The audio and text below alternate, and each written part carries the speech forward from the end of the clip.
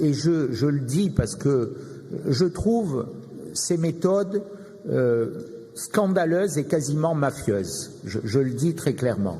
Qu'on puisse utiliser l'argent public pour faire pression, dire parce que nous n'aurions pas les Jeux Olympiques, qu'on n'aurait plus la gare ligne nouvelle et qu'on n'aurait plus le TER, c'est honteux et scandaleux. Oui, je voulais m'adresser à vous, Monsieur le Président, et à Monsieur Méringone. Quand on parle des transports et notamment de la vallée du Var, on a en ce moment un gros problème avec le train d'Épingle qui est toujours en rupture au niveau de Saint-Isidore. Comment sont les relations avec la région pour savoir quand est-ce qu'enfin les travaux vont être faits, parce que les habitants de Saint-Martin-du-Var ont beaucoup de mal à venir en ville et ça gêne les habitants qui travaillent à Nice et qui utilisent ces transports quotidiennement. Merci. Écoutez, je partage totalement votre analyse. Je vous propose d'en parler à Monsieur Muselier. Je pense que vous avez contribué à le faire élire.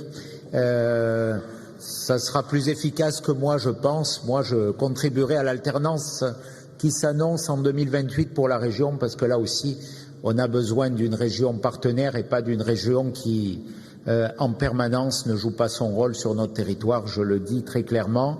Ça fait partie des choses insupportables qui traînent depuis trop longtemps.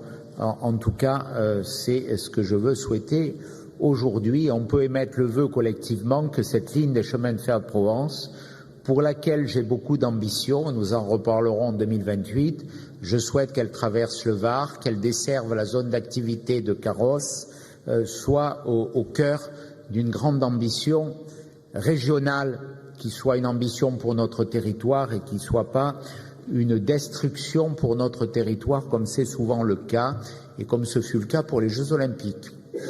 Ça me permet de le dire.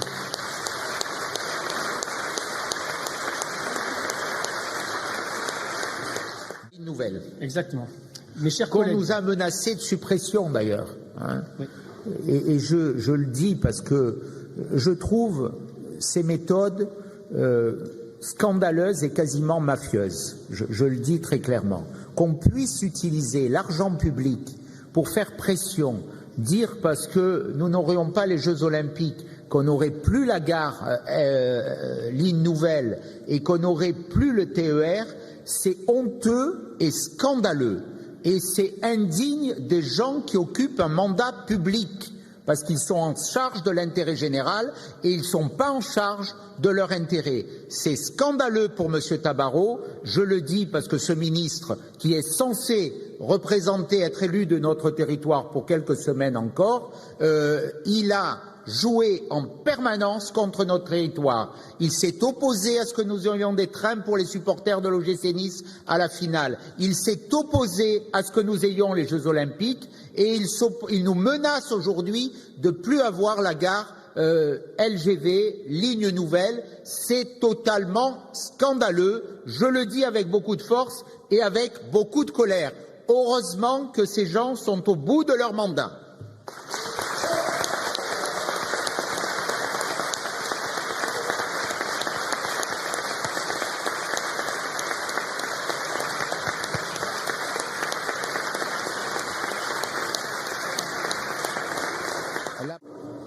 Monsieur Leonelli, pardon.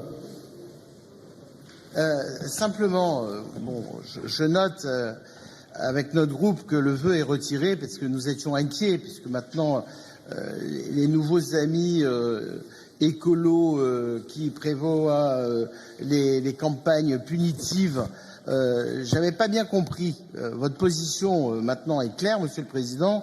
J'ose espérer que vous n'êtes pas pour un couvre-feu au niveau de l'aéroport. Parce que, comme l'a bien expliqué d'ailleurs M. Governatori, un couvre-feu à l'aéroport, ils ont intérêt, les avions, à arriver toujours à l'heure. Mais je voudrais vous mettre, Monsieur le Président, je voudrais vous mettre un petit peu en garde, même si tout à l'heure vous avez eu le réflexe de parler de la région, mais on y reviendra en moment voulu. Simplement vous dire que l'écologie incitative, oui, l'écologie punitive, non. Et notre groupe sera toujours opposé à toutes ces propositions qui opposent nos populations. Et je suis intimement convaincu que dans cet hémicycle, il y en a beaucoup qui partagent notre point de vue. Les amitiés du jour ne seront pas forcément les amitiés de demain. Je vous remercie.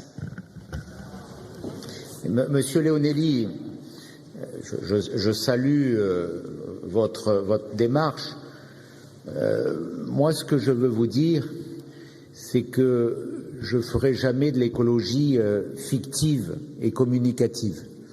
Et qu'avec nous, on ne détruira pas un théâtre et un palais des congrès à des fins pseudo-écologiques, ce qui était une aberration environnementale.